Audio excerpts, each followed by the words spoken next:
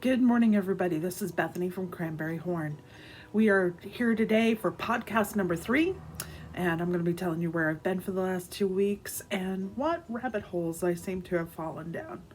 Stay tuned.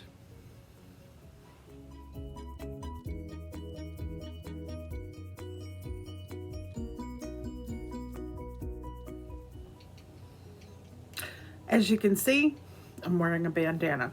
Why? Because hubby and I gave in this morning and went to Walmart. I have been trying to stay out of the stores as much as possible because I have an immune deficiency. So I, like a lot of people, I'm certainly not in the minority, I think. I've been trying to stay away from things, places with lots of people, and do my best. So this morning I donned the bandana and went to Walmart. It was, we went really early because we were determined we were going to get there before everybody else was. We got there about 8 o'clock, 7:30, 8 o'clock. Store had been open at 7. There were already lines at both entrances. Now, I've been to Walmart. Hubby and I have been 2 times in the last week trying to get to the store. And both times we showed up and the lines were so long, we just knew we weren't going to be able to get in there. So we just went with other options but as well. So, people are doing the right thing. They're distancing themselves 6 feet in between. Most people were wearing masks, although I saw a lot of employees who weren't wearing masks, which scares me. I worked retail for 17 years. I know exactly what you're going to get, everything that comes through, and everybody's going to be there.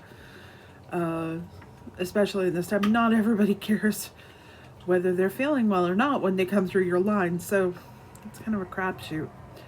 My daughter works for a retail chain. She's a produce manager. The chain that she works for has given them protective equipment, has asked them to wear masks. They wear gloves. They change their gloves often. And she's really trying to just stay healthy through this whole thing, but she's dealing with a lot of employees who may be out because they may have been exposed, and it gets a little sketchy and all of that. So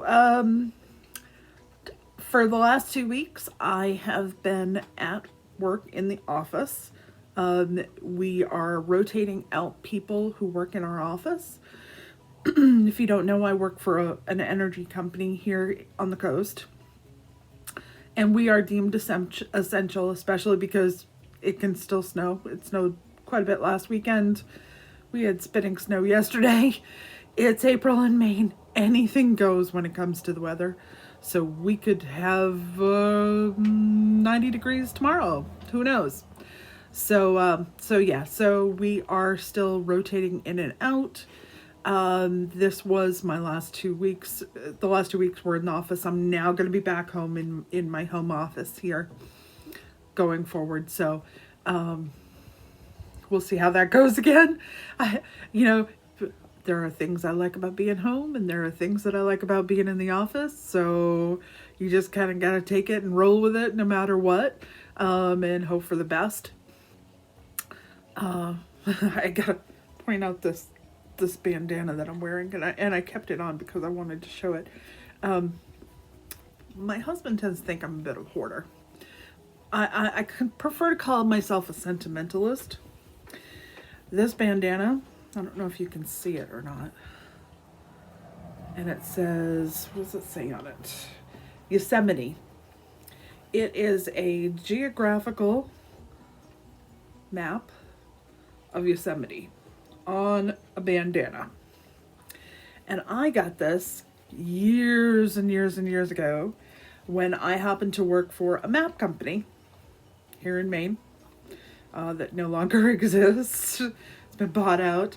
But I was there in the early stages, and the bandana was something that we had a map store, and I got that from there. So I've had this, and I'd like to think that this is the oldest bandana that I have, But I actually found one that was older than that when I was looking for a bandana. And I found one that said ski Mount Abrams. And I haven't skied Mount Abrams since I was in high school. So that's been a while. Uh, maybe just a little. We, the hoarding thing, sentimentalism, whatever you want to call it. I'm working really hard on that one, and part of my being at home when I can lately is trying to get rid of stuff. As I've said before, we've been working towards, my husband and I are working towards a plan where eventually we're going to sell the house and we are going to buy a camper, and we're going to go and do some work camping and some traveling and go all the places that we've wanted to see all along. Now that the kids are grown, we're really trying to pare down the stuff that's in the house. You know, there's so many things with sentimental attachment. I'm sitting in a room full of them, to tell you the truth. This is my daughter's room. It is pretty well full of sentimental stuff. And so you have to think about it. I mean, if we're going to a camper, we're not going to have any space to put anything except clothes and food and my computer and my husband's computer, and that's probably, you know, not going to be much more room than that. We're looking at campers that are somewhere around 30 feet, but still, you're talking about taking a house full of stuff and putting it into a camper, and it's just not going to work. So I'm doing it in stages. I've been through quite a few of the kitchen cupboards and pared all that down as much as I can. I will be going through them again. A lot of stuff will be going to my kids, either, you know, if it has a sentimental attachment, it's either going to go to the kids or it's going to go, I'm going to have to put some stuff in storage, whether it's I buy a shed, I put it on a piece of property, and we keep the stuff in there. Whatever we decide to do, you know, there will be some stuff that we just cannot get rid of at this time. So we'll see how that goes. But you know, it's like you said, like when my mother died, I remember we went through that house and everything was sentimental.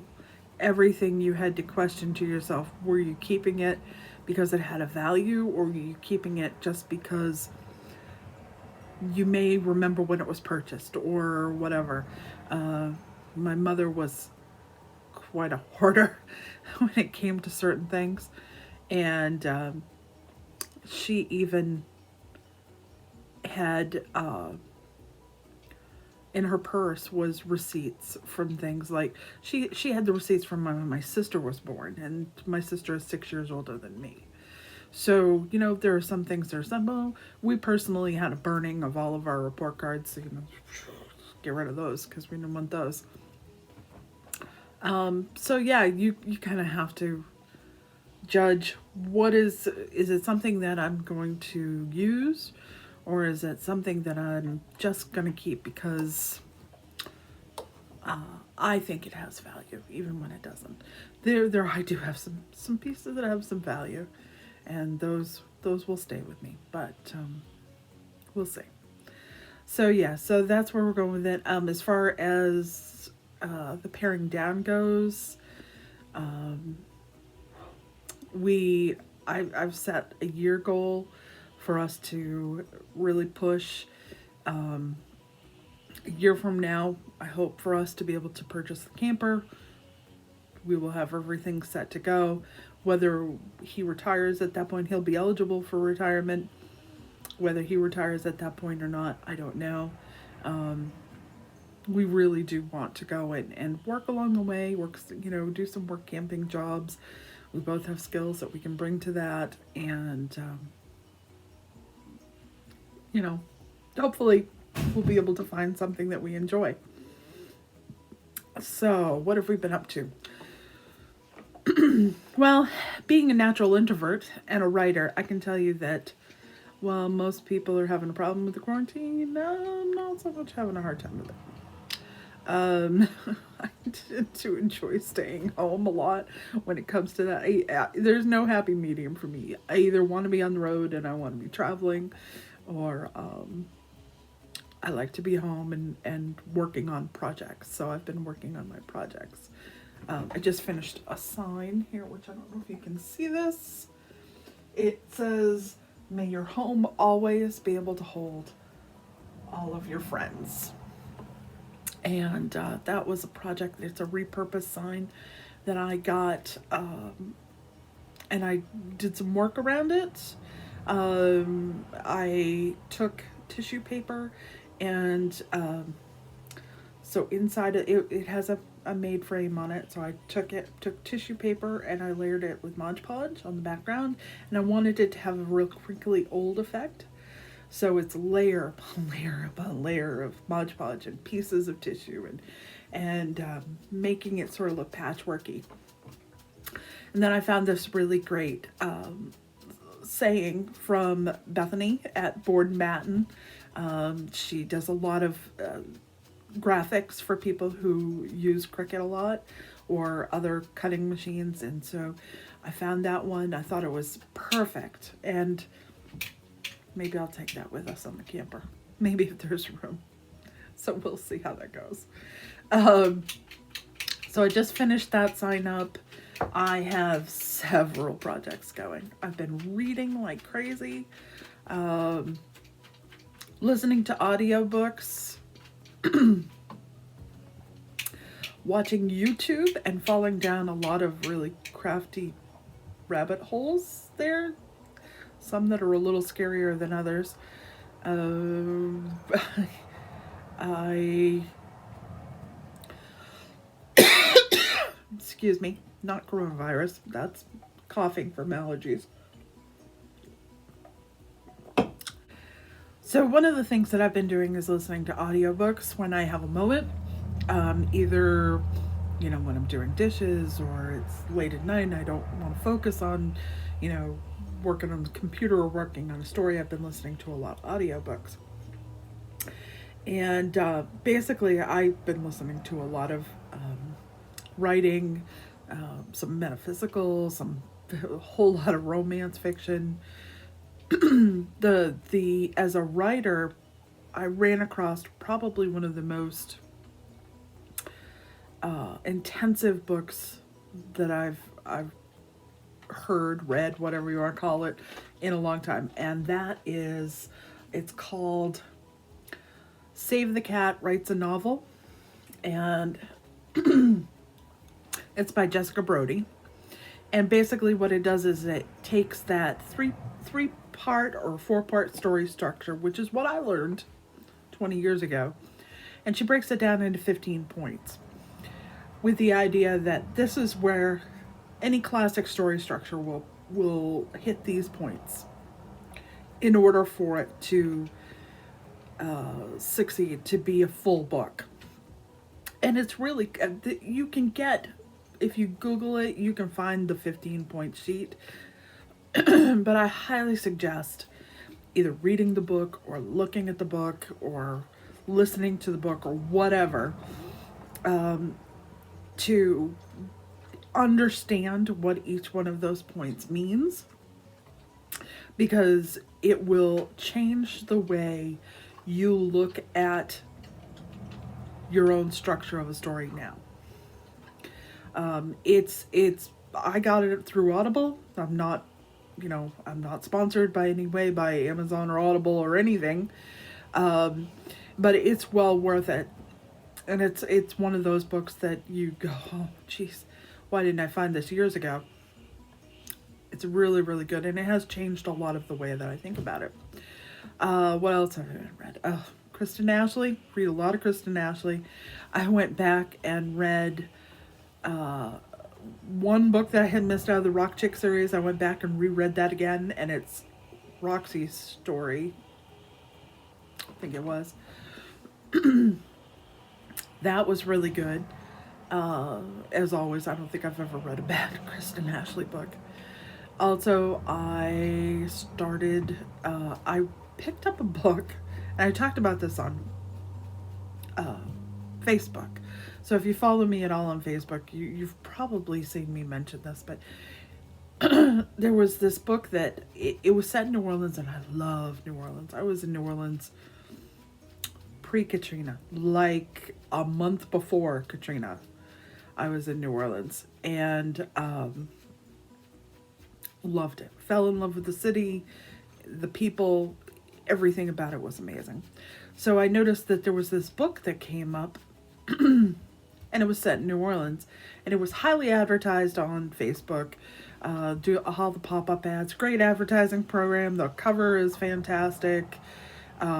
She really knows how to bring it home, and it's the Creole Kingpin by Megan March. And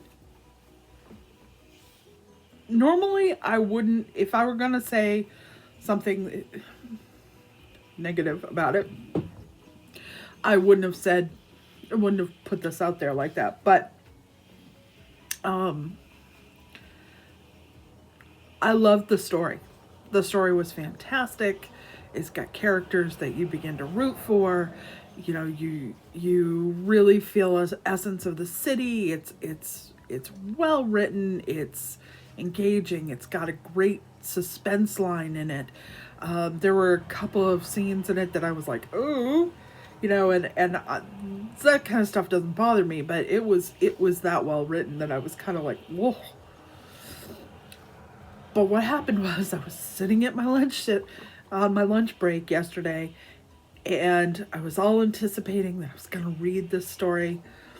So I sit down to read it, and all of a sudden the story ends, and it's not done. And I thought, what in the world? Apparently, the story is going to continue in the next book that she puts out in the series. And if I had read everything, I probably would have known that, but I didn't expect it. And the thing about that is, I was so rooting for it. But now I'm not sure. I'm like, whoa, is she going to do this in every book? Are they all going to be half done? I mean, you just got to the point where you're through the emotional conflict, and all of a sudden the story stops. And you're like, wait, what's going on here? So I will probably read the next one in the series, only because I'm now emotionally invested, but I'm also kind of peeved the whole thing. And I mentioned this to a few other people on there, which, you know, good or bad, there's no such thing as bad publicity when you're a writer. So yeah, she got some free publicity out of me on that one, including this right here, because I was floored that the story ended where it ended, and it says, well, to be continued. Well, yeah, but how long is that going to be, and am I still going to want to read it when it comes back out? In my way of thinking, I would rather pay extra for a longer book than to have you chop it up into pieces and piecemeal it out to me over the course of several books. And I understand this is a choice. She made a choice to market it this way, to write these books with this structure. I understand it probably more than most because I've been writing for 20 years. But I'm not sure that everybody's going to understand that who hasn't been involved with writing and marketing and trying to get your books out there. She's done everything right. It's just a choice, and I hope it works for her because they're really good books. She's obviously done well because she has a ton of them. So it's not that. Let's see what else. Gabrielle Bernstein's Super Attractor. If you have never heard of Gabrielle Bernstein, she does a lot on manifestation and changing mindset, coming across with a positive attitude, and the universe providing for you, whether you believe in it or not, in a higher power or whatever. Certainly not, but that's not what I'm here to talk about. But definitely, if you are like me. I've always had the mindset that I'm here to learn, and I'm going to continue learning. And everything is an opportunity for me to learn, whether I take every bit of information of it or not. It's still an opportunity to learn. And so I've been listening to Super Attractor, and I have to say, I'll have to listen to it again. I've listened to it twice now, and I will listen to it probably a couple more times. It's a really long book, like I was talking about with the other one. But it's so very involved. And there were some things that I got out of it, and each time I listen to it, I get a little bit more out of it, and I understand a little bit more. She has several books out. I don't know if I've got them. I don't have them right here with me, but she does several books, and you can even find her videos and her meditations online. There's a lot out on there. She writes a lot for Hay House. They do a lot of books. And that Hay House, that reminds me, I had signed up to go see John Holland, who is a psychic. He is coming to Freeport. He was supposed to be here next weekend. And of course, with everything going on, that got put off. So he is now going to be coming, I think, July. So I was, like everybody else, I was excited, to go see it. So it'll be good when it happens. But I'll be interested to see it. He's from Dorchester, Massachusetts, and he's got the Boston accent, and it'll be interesting to see him. I've seen a lot of videos with him. If you haven't, look him up. His name is John Holland, and he's quite interesting. And he also writes for Hay House. Let's see, YouTube. What is the name of that video? Of course, all my knitting ones. I follow the Grocery Girls, who I adore, who make me laugh.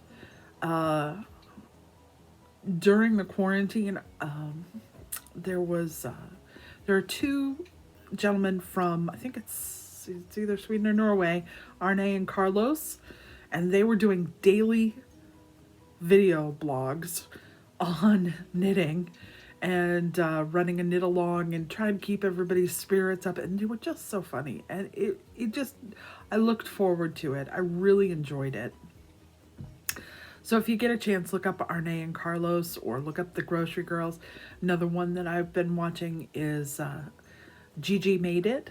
If you have been following the knitting industry at all, then you probably have heard of Gigi. She is like the spokesperson for goodness in the industry. She is a bright, shiny light, and she's just this wonderful, supportive person who enjoys promoting the industry. And so she's on Instagram. It's Gigi Made It. And follow her on Facebook and all of that. She's well worth watching. But she's just a very human person, and natural, authentic. Those words come to mind. She's really good. Watching some paranormal stuff, because I always have the paranormal stuff. At some point, I think I'll probably do one of these where I'll talk about some of my experiences with the paranormal. Some came up this this week. I used to investigate with Maine Ghost Hunters, and I'm still good friends with them, and something came up about one of our previous investigations. So I'll probably be telling some stories on that at some point. And if that's something you want to hear, let me know, and I will certainly look for it in the comments. But yeah, that is something that I want to do. At one time, I used to run a blog, back when blogs first started coming out, and it was called Ghost Girl, and it was quite successful. I did pretty well with it,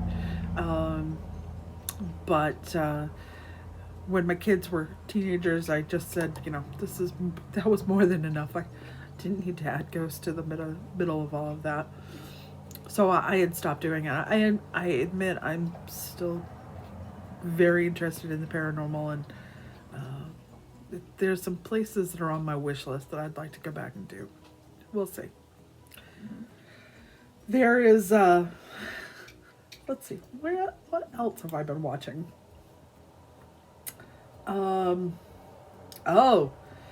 there's a YouTube channel called, what is that?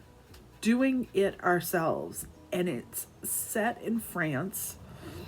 And these three 20-something people, two brothers and one of the brothers' girlfriends, have bought the chateau that was in really bad condition, and they are redoing the chateau, and they're vlogging about it.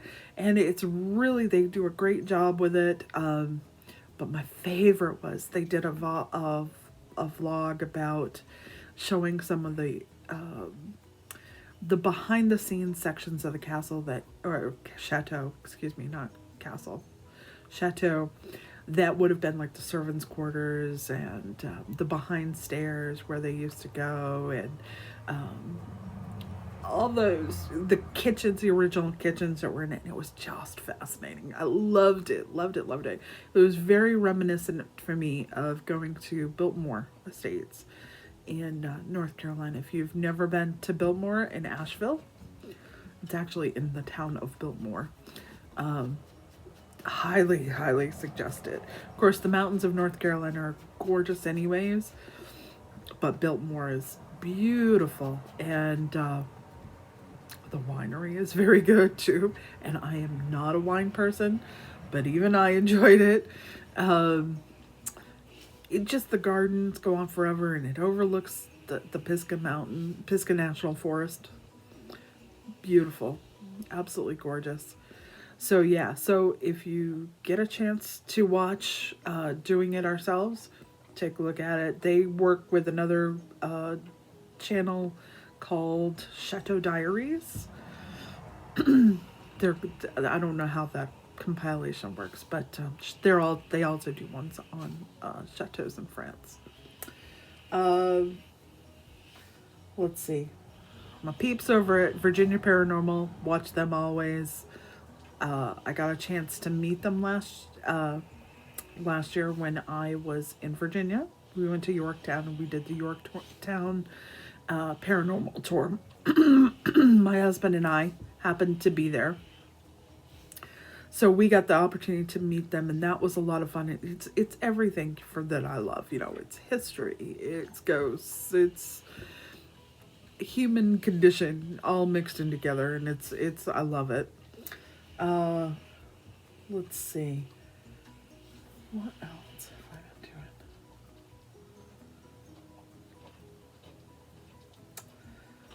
doing? I watch all kinds of stuff. Big Family Homestead, I love them. I love Keeping It Dutch. Those are the homesteading ones that I like to watch. I love all the ones on camping. If you are like us and you're considering buying a camper, go to a channel called Does Size Matter? And I'm not sure what their affiliation is with the RV industry. They're out of Canada, but they do some fantastic reviews of RVs, and they know their stuff. They're looking at the structures, they're looking at the amenities of it, what works, what doesn't work, and they're honest about it. They're honest about the whole thing, so that's really good. Rabbit hole I fell down, anything Sasquatch always gets me, and that's another one of those things you're like, Bethany, ghosts, Sasquatch, what are you doing? But yeah, so I was watching Outdoor with Eric, and I originally got into it because I thought he had some Sasquatch ones, but then he gets into this whole just check it out for yourself to see what there's multiple of things that he does on there. The other one that I can't remember the name of it. I don't know where it went to. I'm kicking myself because I can't remember what it's called.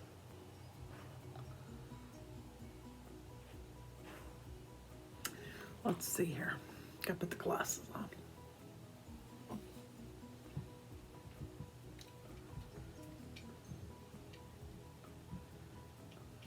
I have a lot of videos that I follow.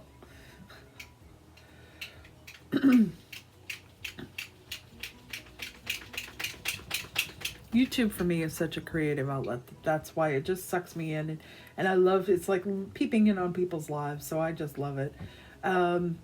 There's definitely, if you have any interest in Sasquatch, you can find a lot of videos that are involved in it. People are just very very involved, and I think one part of the paranormal, if you're involved with one, you tend to sort of have interests in others, maybe not as much, but you still have them. I can't find it. If I think of it, I'll post it below. So that's it for books and YouTube. One of the things that we've been doing, well, we've been on lockdown, so to speak. I bought a puzzle. And like a lot of people, I mean, it's a great idea, get a puzzle. That way, you know, it's something to do. It challenges your mind. It gets, yeah. The only problem with that is I live in a very competitive family. I myself am not overly competitive. But my husband is, and my son is, and my daughter is.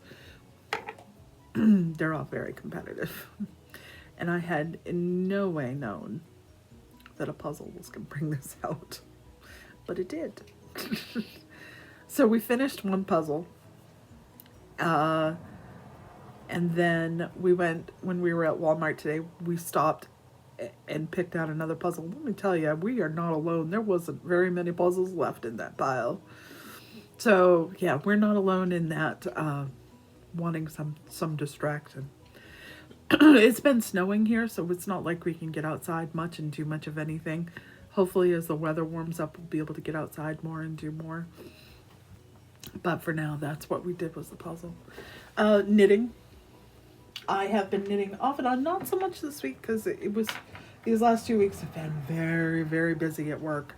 So I was not able to knit as much. But this, I don't know if I can show it without it blowing out. This is, of course it's going to roll on me because it's a cotton too. If you can see that pattern on there. It's got a sort of a, it's got a pattern in it that's made by doing a series of knit togethers and yarn overs. And so it creates this pattern. And this is the pattern book that I got from Barocco that I've talked about before. This is the book, if you have not seen the book. I have the yarn to make that one. Yeah. I am making the